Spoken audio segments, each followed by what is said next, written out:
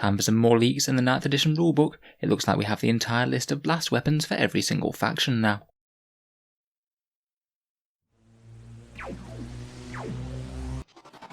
Hello and welcome back to Auspex Tactics, the strategy focused 40k channel, where we're all about getting the most out of our miniatures on the tabletop. Looks like it's going to be a big news day today then, as well as the points changes for Space Marines, which we'll be getting onto later. We've got what looks like a complete list of blast weapons from the new Warhammer 40k rulebook.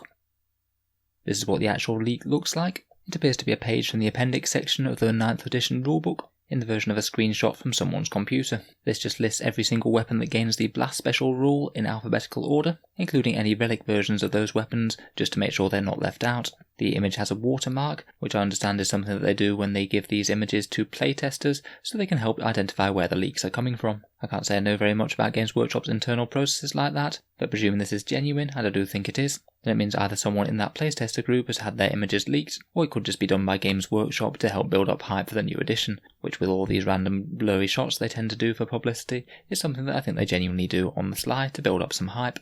As this does look like a playtester rule version, it might not be the finalised rule set for blast weapons. There might be some inclusions or omissions on this list that don't make it into the actual game, but it seems very plausible, and I suspect the vast majority of this will be correct.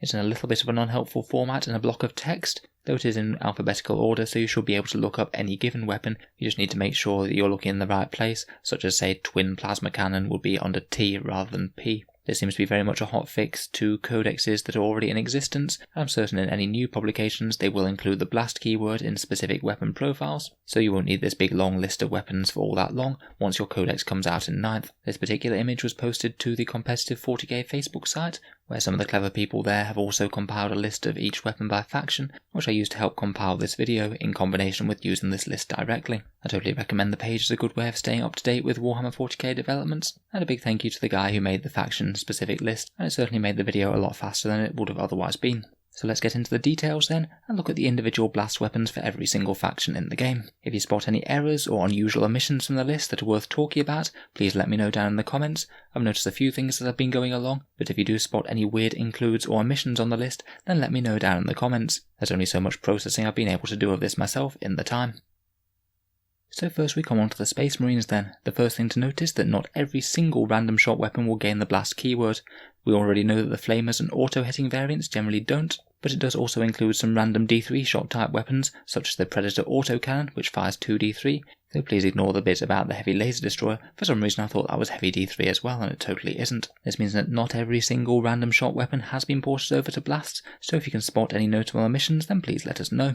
So in order we have the Astartes grenade launcher for the bikes, the Bellicastus missile array, the Bolt sniper rifle, presuming the hyperfrag rounds, where you get D3 shots, missiles of all variety, including the Centurion ones. Obviously, again, the blast rules will only apply to the frag versions of those. They won't have any effect on the big ones. The Landspeeder Storm Cerberus launcher, the Deathwind launcher from Deathwind drop pods, Demolisher cannons, frag grenades, Fragstorm grenade launchers from the aggressors, grenade harnesses, heavy plasma cannons, regular plasma cannons, and plasma cannons of all varieties. Really quite an important include on the list, as I wasn't certain they were going to get the blast special rule. It really is going to make plasma a solid anti-everything weapon, and on top of that, if these rules are to be believed, then plasma cannons have actually gone down in points by 1 point, so I think that we might be seeing more of them in the future. Frankly, I already had a soft spot for plasma devastators before.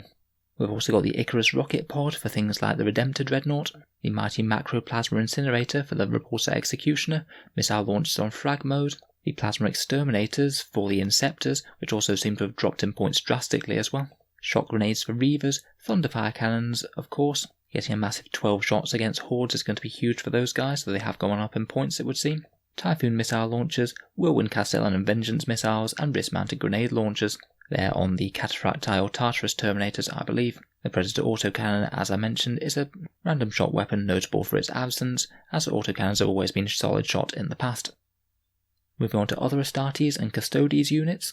Interestingly enough, we get an auto-hit weapon on this list. The Deathwatch frag cannon is included as a blast weapon, despite being an auto-hit weapon. I suspect that that's possibly because it can't be shot in close combat, unlike other flamers, because it's on an infantry and can't be mounted on vehicles. The Grey Knights can be a little bit sad, as their unique upgrades they only have psych out grenades, but do bear in mind that if anything was mentioned in the Space Marine section for Grey Knights, you will get that as well. So things like heavy plasma cannons on vehicles and Storm Ravens you will get as Grey Knights. Death Watch, we have the Black Star rocket launcher on the Corvus, and of course the frag cannon as mentioned. Dark Angels, no surprise, we have the Plasma Storm for the Land Speed of Vengeance, the Raven Wing grenade launcher and the Rift cannon for this Dark Talon. Blood Angels have the frag cannon for their Furioso Dreadnought, Space Wolves have their Hellfrost weaponry and the Stormfrag auto launcher that sits on the shoulders of the Wolfen.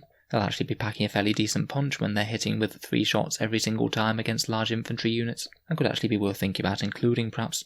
And for the Custodes, we only have the Ballistus grenade launcher for the Custodes Terminators, which are looking better and better these days, and interestingly enough the salvo launchers from their jet bikes, which means they could be a very credible threat to heavy infantry in units of 6 or more. Next we get on to the heavy ordnance of the Imperial Guard, which I thought needed their own section just as there's so many guns. Don't forget the Games Workshop did mention that any Forge World weapons will be getting their own update sometime early in 9th. We don't know all the details on that, but the blast updates will be included in that, not here. So don't worry if all of your fancy Forge World Guard tanks aren't included on this at the moment. I did find it interesting as well, I think they did mention it before, but the Death Strike does get the blast rules, even though it generates mortal wounds rather than standard hits. So in order we have the artillery barrage from the Master of Ordnance, the Baneblade cannon, and indeed basically every other Baneblade chassis and big main gun, the Battle Cannon and the Relic Hammer of Sunderance, the Death Strike missile, Demolisher cannons, demolition charges, I believe Marbo has one, Earthshaker cannons, Eradicator Nova cannons, Executioner plasma cannons, frag grenades and frag bombs for Ogryn and Bulgrin, grenade launchers, Grenadier gauntlets for Bulgrin. Heavy mortars was a typo here. I know that we can get some of them in the Forge World range, but I believe it's included here for the Genestealer cult and isn't supposed to be for the Guard. The Hellhammer cannon, Magma cannon, missile launcher mortar, multiple rocket pod for the Valkyrie, the Quake cannon, Storm Eagle rockets for this Manticore here, the Storm Sword siege cannon, the Taurox battle cannon, the Taurox missile launcher, the Tremor cannon, the Shadow Sword's mighty volcano cannon, and of course the Wyvern's quad storm shard mortar. Hordes are not going to like that thing firing 24 shots into them. The Guard are definitely an army that likes to bring the high explosives.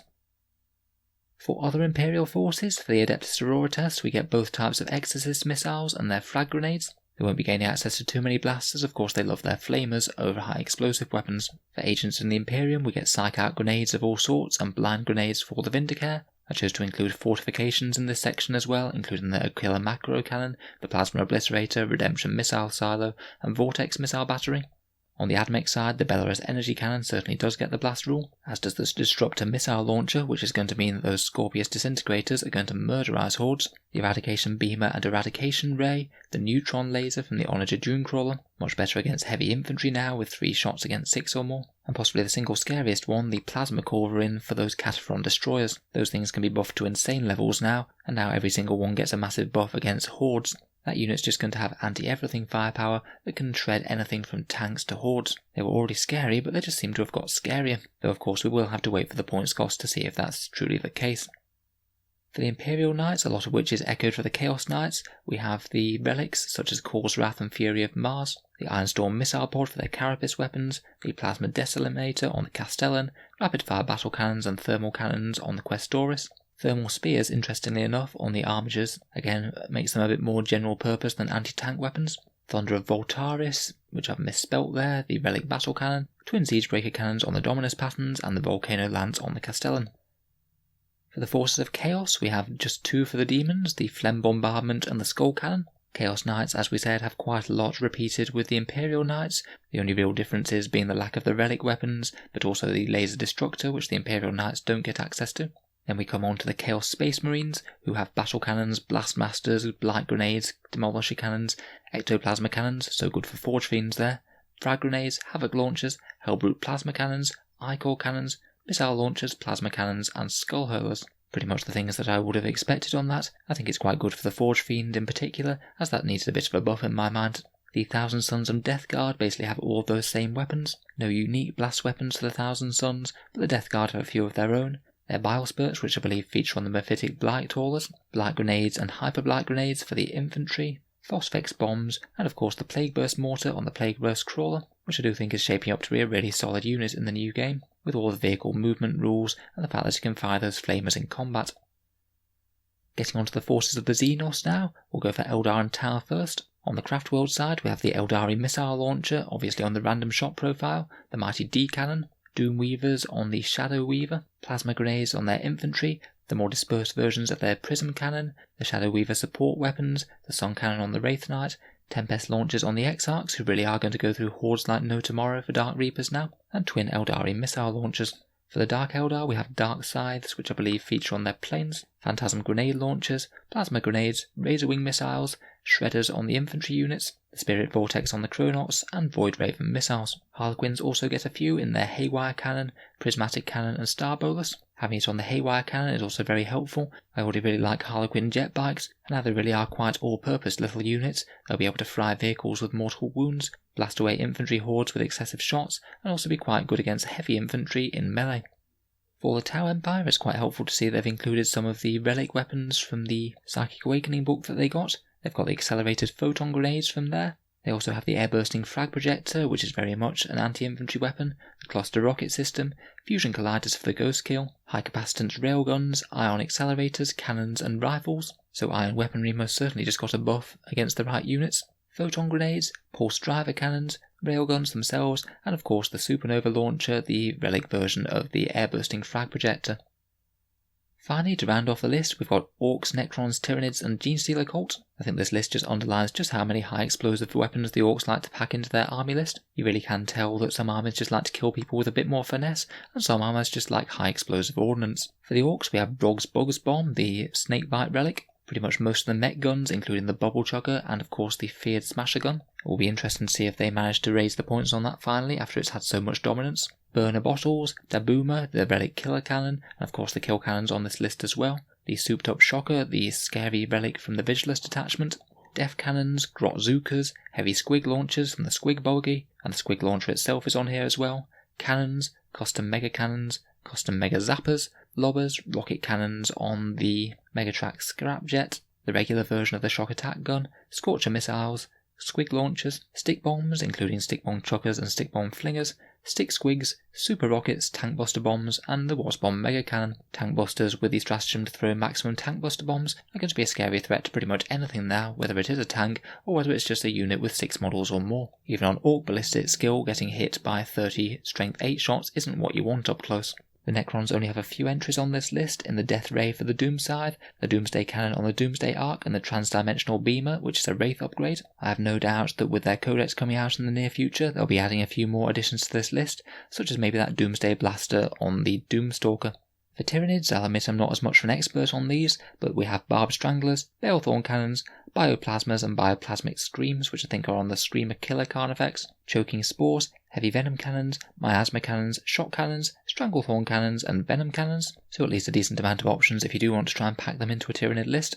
Then finally for the Genestealer Cult we have Blasting Charges, their equivalent of Frag Grenades, Demolition Charges and Caches of Demolition Charges, Heavy Mining Lasers, which I thought was quite a cool one, another little buff for the Rock Grinder, though it will suck a bit that you can't fire it in close combat, Heavy Mortars on the Achilles Ridge Runner, and the good old standard mortar for heavy weapon teams. Again, if there's anything else that appeared in the Astra Militarum list that should be on here, like missile launchers I believe, or any frag grenades, then that will also be ported over as well. They're not listed by faction, they're just listed whether or not the name is on the list or not. So, if you can help me with interpreting this, then please let me know down in the comments. Did any of your units in your individual codex get extra scary? And are there any notable omissions that you were expecting to see on the list that happen not to be? Just from what we know so far, I think things like plasma cannons and any D3 shot weapons are going to get a big buff from this, just because it's a very universal and reliable buff. Going up to flat 3 shots with 6 or more units is going to be applicable against a lot of targets. Personally, I think it's a bit less of a buff for anything with more than D3 shots, as in general you're going to have to be targeting the 11 plus models to really make things count. They certainly exist in the game, but they're not in every matchup. So if you've enjoyed the video, then feel free to subscribe to the channel. We'll most certainly be covering more 40k 9th edition news whenever we can get it. I'll be hoping to look at Space Marine points changes later in the day. If you've been enjoying my content, I'd just like to mention that the channel has a Patreon page, which is how I can afford to make videos quite so often. If you have been enjoying all the news and rumours and things, then any support is greatly appreciated. The link's down in the video description below. Channel patrons get to see at least one video per week early, they get to vote in regular polls for what sort of things come next on the channel, and they get automatically entered in the Auspex Tactics prize draw, where I'm going to be giving away 3 sets of the Indomitors box at the start of August.